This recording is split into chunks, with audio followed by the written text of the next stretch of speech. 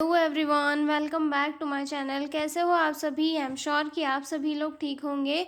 तो चलिए हम लोग स्टार्ट करते हैं आज का नया टॉपिक जो होने वाला है step of scientific research process के ऊपर। ठीक है, कि जो एक रिसर्च प्रोसेस होती है उसकी क्या क्या स्टेप होती है, मतलब एक जो अच्छी आइडियल साइंटिफिक रिसर्च होती है उसकी क्या क्या स्टेप्स होती है, उन्हें आज हम लोग जो है डिटेल में डिस्कस करेंगे। ठीक है, काफ़ी इंपॉर्टेंट क्वेश्चन है और मैं आपको बहुत ही सिंपल और इजी लैंग्वेज में समझाऊंगी ताकि आपको एक बार में ही सारा जो टॉपिक है वो क्लियर हो जाए। सबसे पहले तो हम ये देखेंगे कि साइंटिफिक रिसर्च कैसे होती है, मतलब क्या होती है कि एक तो नॉर्मल रिसर्च होती है, दूसरी होती है साइंटिफिक रिसर्च।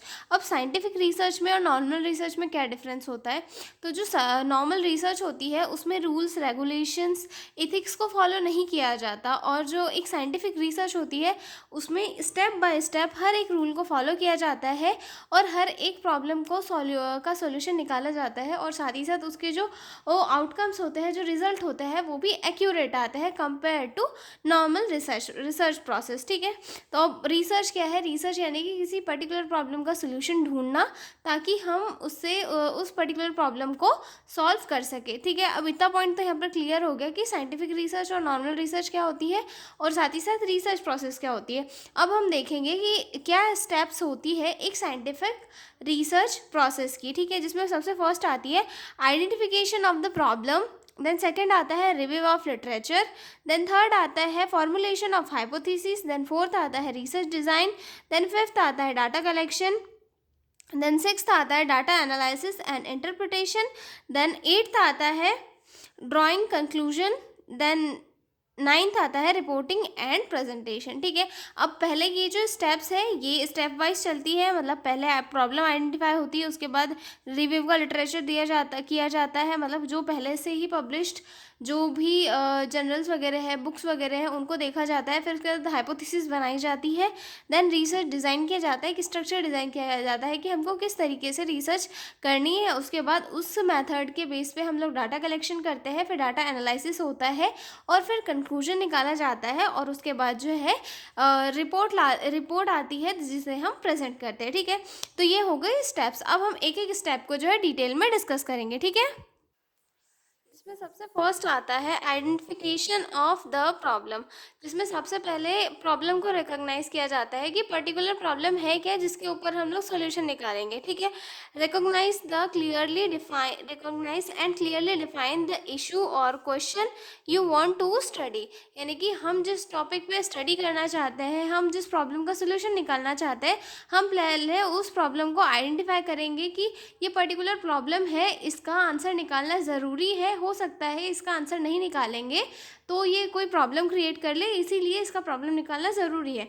और हम किसी भी मतलब ऐसी वैसी समस्या का सॉल्यूशन नहीं निकालेंगे, एक ऐसी समस्या का सॉल्यूशन निकालेंगे जिसका सॉल्यूशन निकालना हमारे लिए, हमारी जो फील्ड है उसके लिए बेनिफिशियल हो। इसीलिए जो हम सबसे पहले क्या करेंगे, प्रॉब्लम को आइडेंटिफाई करेंगे कि वो पर्टिकुलर प्रॉब्लम जो है सॉल्यूशन निकालने के लिए है या नहीं है।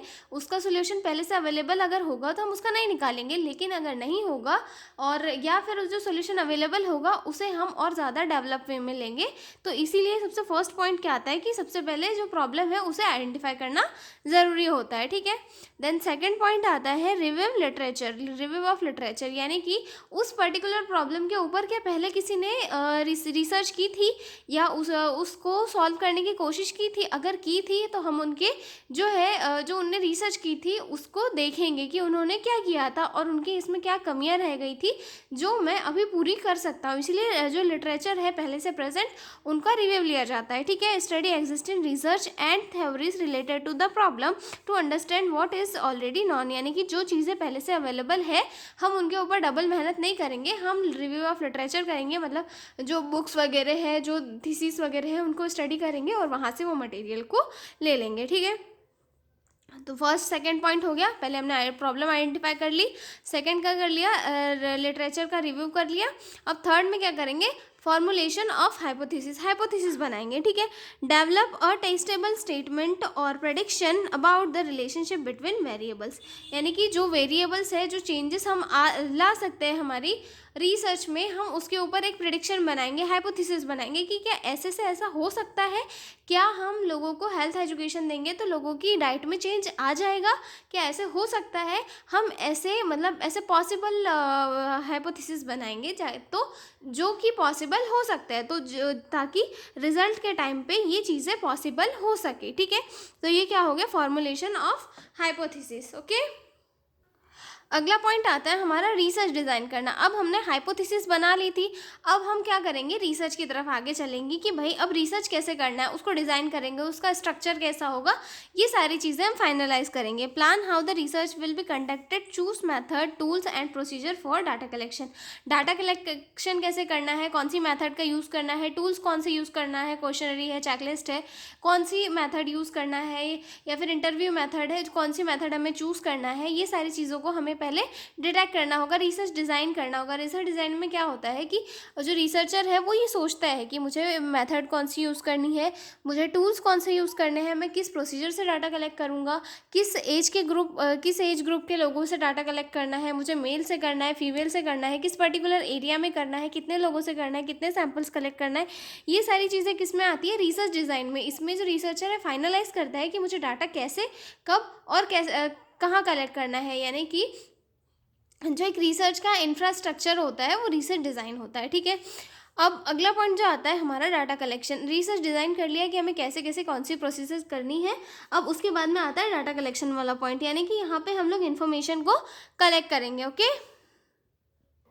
अगला पॉइंट आता है डाटा कलेक्शन, गैदर इन्फॉर्मेशन और evidence according to the research design, यानी कि हम जो रिसर्च डिज़ाइन की थी हमें उसके अकॉर्डिंग जो है डाटा कलेक्ट करना है, सर्वे करना है, एक्सपेरिमेंट्स करना है या फिर ऑब्जर्वेशन। ओके, अगला पॉइंट आता है हमारा डाटा एनालिसिस एंड इंटरप्रिटेशन। अब हमने डाटा कलेक्ट कर लिया, ठीक है, डाटा कलेक्ट करने के बाद क्या किया, हम इसे ऑर्गेनाइज करेंगे, क्योंकि ताकि हम इसे एनालाइज कर सके। Organize and analyze the collected data using statical और qualitative methods to find patterns और रिजल्ट। हम इसमें क्या करेंगे, स्टैटिस्टिक्स का यूज़ करेंगे और क्वांटिटेटिव मेथड्स के यानी कि जो न्यूमेरिकल्स फॉर्म में होती है हम उनका यूज़ करेंगे और डाटा को एनालाइज करेंगे ताकि हम रिजल्ट को फाइंड आउट कर सके। ठीक है, उसके बाद ड्राइंग कंक्लूजन। उसके बाद क्या करेंगे, हमने यहाँ पे डाटा को फाइनलाइज कर लिया, एनालिसिस कर लिया, अब हम यहाँ पे कंक्लूजन निकालेंगे कि इस रिसर्च का कंक्लूजन क्या आया, हमें इसके रिजल्ट में क्या मिला।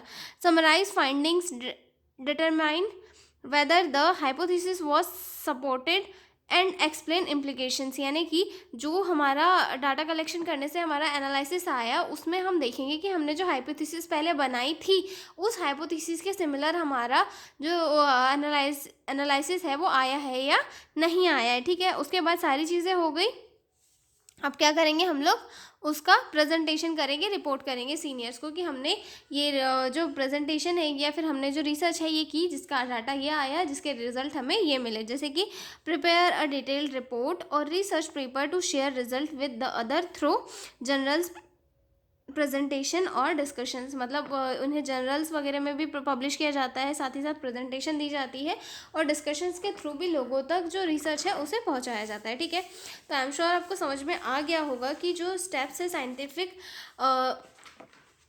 रिसर्च प्रोसेस की वो समझ में आ गई होगी। मैं आपको फिर से एक बार बता देती हूँ।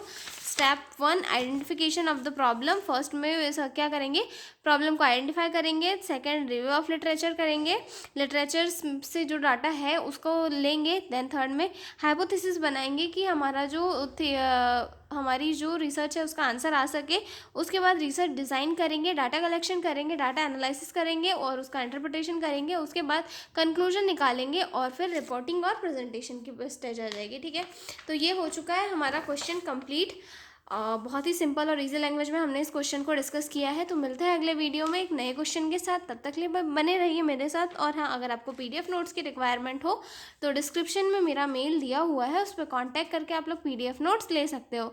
तो मिलते हैं अगले वीडियो में, तब तक लिए बाय बाय।